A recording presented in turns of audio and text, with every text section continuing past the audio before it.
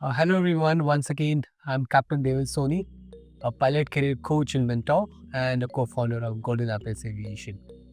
After training thousands of aspiring pilots for their mock interviews, I'm delighted to give you another experience of a mock interview. And hi Dhruv. Hello, how are you? I'm fine, sir. How are you? I'm great. Okay, Dhruv, please tell me about yourself in detail. Yes, sir. So my name is Dhruv Agarwal. I have lived in Delhi my entire life. My father's name is PC Agarwal. He is an advocate. My mother's name is Poonam Agarwal. She's a homemaker. So I passed my 12th grade last year from Amity International School, Pushreha in CBSE board. I scored 73.2% overall. With maths, I scored 68. In physics, I scored 62. In English, I scored 91. So I have an older sister. She is currently doing MBBS from RBRS Government Medical College in Bhilwara. I've I've said in my resume, I have participated in the folk dance competition back in 11th grade. And it was after COVID, so of course everyone wanted to try new things, and I started with dancing. So I went there, and also that's why I also participated in events. I participated both as a contender for the special mention. I was country of Hungary in the modern 19 nations, and after that I also participated in junior MUN, which was conducted for 6th and 7th grades, in which I was the journalism co-head. Okay, don't you think your marks is too less to become a pilot? So I think, of course, there was a lot of room of improvement. I have been studying myself for the past 1 year. I have taken on maths again. I know that I was really good at maths before till 10th boards. In 11th and 12th, I really lagged behind because it was a new syllabus. In physics, I think it was my own laziness back in 11th and 12th because, like everyone says, when you get into 11th, it is supposed to be an eye opener.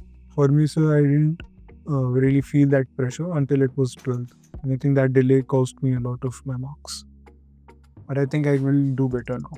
No, but why do you need to do better now in maths and physics? So 68 and 62, those are passing marks, of course, and Indigo only requires 51%. But getting to the basic requirements is not what is a pilot do. A pilot should be the highest way, should have the highest possibilities, and should have the highest outcome. I did not have the highest outcome back in 12th grade, but I believe I will do better. Okay.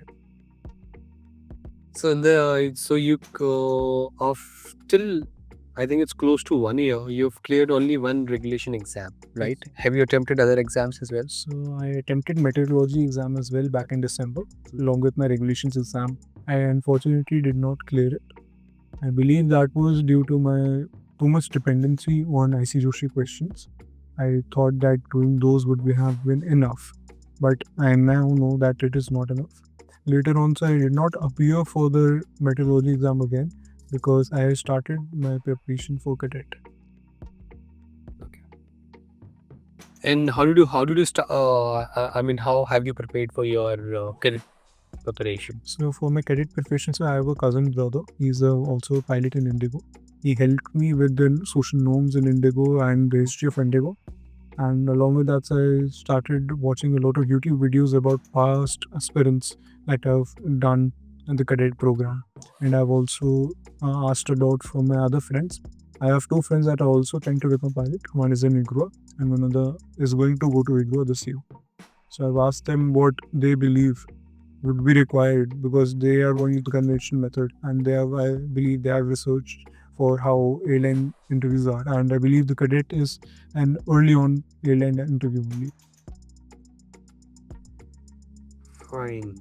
And can you tell me a situation in which you have shown teamwork as one of your strengths? So I believe when I was working in Modern 19 Nations, I was a journalism co-head. So back then, we worked in the national press. That was the name of our part. We were supposed to report. We were supposed to make sure that we were able to make a proper report. So at the end of the MUN, when it was over, we had to make a condensed report. That condensed report was given to me. It was my responsibility. So back then, when the entire MUN was still over, everyone went back to their classes.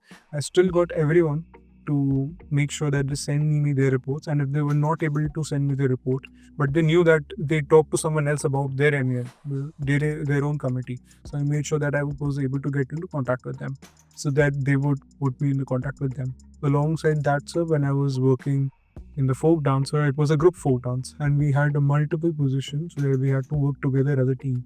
We also formed a human pillar, in which I was at the base. So I think that was both more physical and a mental part, where I learned that a small part, even such as me, was such an important for that pillar to stand. Okay. Geopolitics, you show you have a hobby to follow geopolitics, is it? So I like to study about the recent shifts. Main topic these days is of course the Russia invasion of Ukraine.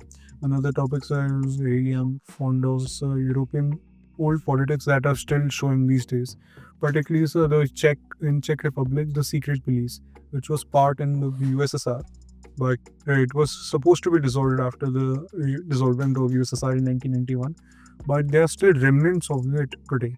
And I find it really interesting that an organization which isn't supposed to exist is still able to work. And things like this. And if we move over to Asia, I like to study about supposedly the Vietnam War. Today, so the capital of Vietnam is Hanoi. It should have been Ho Chi Minh City. And how has that affected the surroundings?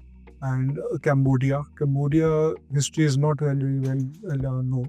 But today, if Cambodia wasn't it hadn't suffered the huge massacre under their dictator, it could have been another beacon like India has become for the entire Asian continent.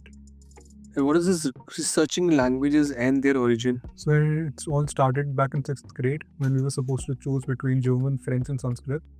I chose German because my older sister, who is currently doing MBBS, she also chose German, so I thought it would be easier. So that is when my passion started with it. I started with, I wanted to start with Sanskrit, researching Sanskrit, but I found it honestly a little boring because it was very similar to Hindi and I wanted to get away from Hindi. So I started researching German and I started researching English.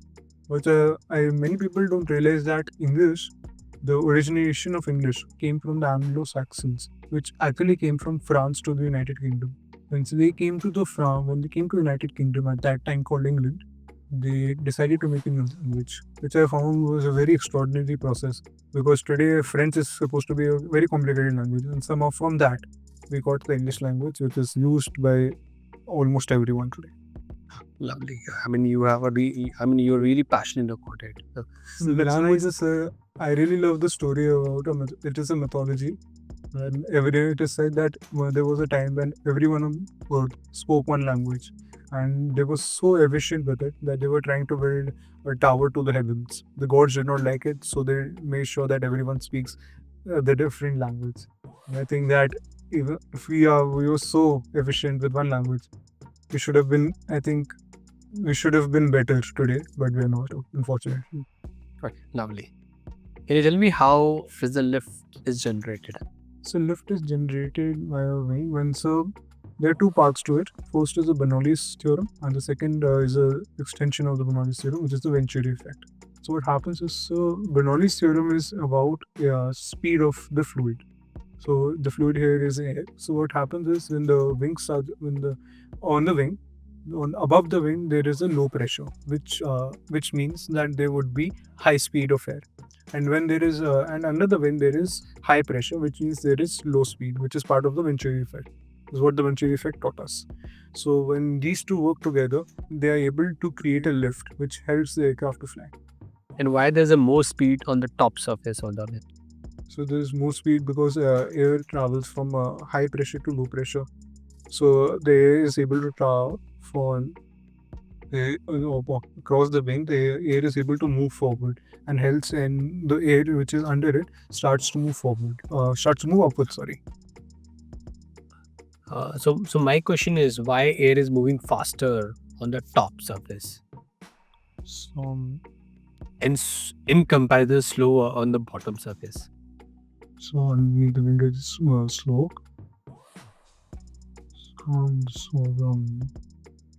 I'm sorry, sir, I am not familiar with this, but I will make sure when this interview is over, I make sure to research it again.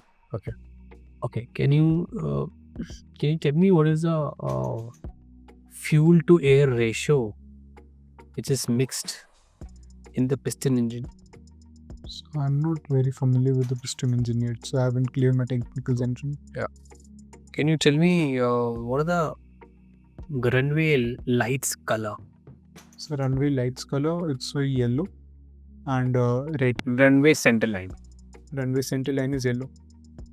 I mean, entire from Starting. starting till end. So I believe it's starting, it's red and then it's yellow throughout, and then the end it's red again. Come again. So at the starting it's red, Okay. and then throughout it's yellow, and then it's red again, I think, at the end. And what about the okay? Can you tell me? Do you know what is RBSM? Yes, a reduced vertical space minima. Okay. So how many extra flight level you got from using RBSM? So what happens in RBSM is the reduction of reduced airspace is dropped down to 2,000 feet. Supposedly we are moving towards eastwards, and we are in VFR airspace. So when we are moving towards east, we would be using odd flight levels, and here, since we are in VFR, we would add 500. So IBSM starts from flight level 290. It goes up to flight level 41. Does it include this level or not? I mean, is 290 is also part of RBSM? Yeah. Okay. Flight level 290 and flight level 410. So when we start from that, so it helps. It doubles the amount of flight levels we can use. Look, do you remember how many? I mean, exact numbers I do not remember. I'll make sure to learn it again after this interview. so in CVSM conventional, how much was the height? Difference. So it difference was is to maintain. 4,000 feet. Now we maintain 2,000. 1,000 feet. And opposite aircrafts, opposite aircrafts can maintain 1,000 feet. Okay. And can you tell me what is the minimum age for SPL? So minimum age for SPL is 17 years old. Okay. And PPL? PPL is 18. CPL? CPL is also 18. Fine. And for ATPL it is 21. okay. And to become a commander? To become a pilot in command, so I think you would require an ATPL license for that. So I think it would also be 21. Fine. What do you think when will you become a commander? At what age? So right now, sir, I'm 18 years old. If I get into the cadet program for the next 2 years, I'll be in this. So about 20, I'll become a junior first officer. By about 5 years, I believe I would be a senior first officer. And about 10 years from then, so I think I would be a captain. So do you think, and I mean, it will take 10 years to become a captain? So it depends on how many pilots are there at that moment and how much need for captains there is. But generally, how long does it take to become a commander? So I think by the time I'm 20 to 29 years old, I would be a captain. And you will become commander quite before that. Okay, so thank you. I mean, in Indigo, it's 4.5 or 5 years you have a chance. Of course, so Indigo has a great work culture with that. I know I've heard about from a lot of people that if you want to fast track your ass, you should go to Indigo. Fine. Any latest article have you read about Indigo? So latest articles I've read recently is that Indigo started their flights from Delhi to Bikaner, which I think is a great move because I haven't never been to Bikaner, but my sister has, and she's told me it's a wonderful city. I think a wonderful city would have wonderful people, and starting this connectivity is great. It's a great move. Along with this, I've also recently read that Indigo has started code sharing with Japan Airlines, and I think that is another great move because it strengthens the connectivity between India and Japan.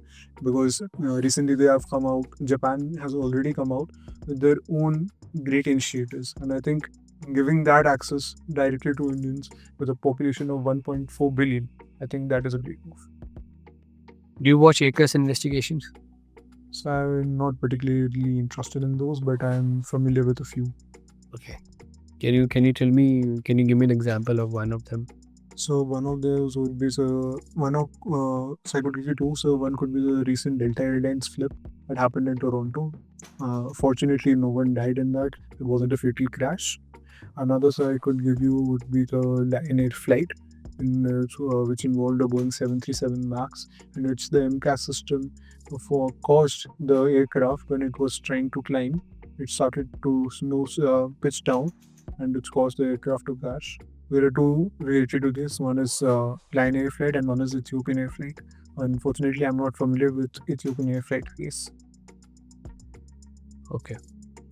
And what is your strong reason why you want to become a pilot? So one is pilot is it is a unique job. Everyone says it's a unique job. It requires so much effort. Another thing I would say, pilot is a very exciting job.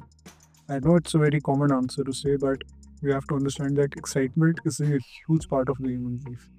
And every single time you step into the cockpit, you know that this aircraft is yours, and you will be flying that. You will be the authority figure. Another reason, would be, when I was 6 months old, my family went to Kashmir. It was the 6 months old. Yes, sir. Okay. And we went to Kashmir, and so it's my first memory. My parents don't believe it. Even I have a little issue. But my first memory was the aircraft wing. Remembering that aircraft wing, we could see it from the window. Okay. And I believe that I remember that because my body itself wants for me to be in that aircraft at all times. Okay. Fine. Dhruv, anything to say in the last? So, any feedback from me, sir? Okay. Fine. As per the policy, I can give you the feedback, like this. Okay. Thank you so much. Thank you, sir. Thank you. Yeah. So as you can see, the percentage in your 10+2 is not a concern. You don't need to achieve a very high percentage in this field. So that's not at all, issue. If you have not scored a good percentage in this career, your percentage doesn't matter as much. But however, to be eligible for Cadet program, 51 in maths, physics and English is required, and overall 51% is also required. But for Air India, I think it is 60% you have to achieve in individual subjects, math, physics and English, and overall also. And I would suggest and recommend all the aspiring pilots to watch a lot of ACAS investigation. It will definitely enhance your knowledge and your understanding of aviation topics. And there is a link below. You can click on that and you can download the 10 tips and tricks to clear your personal interview in first attempt. See you in next videos.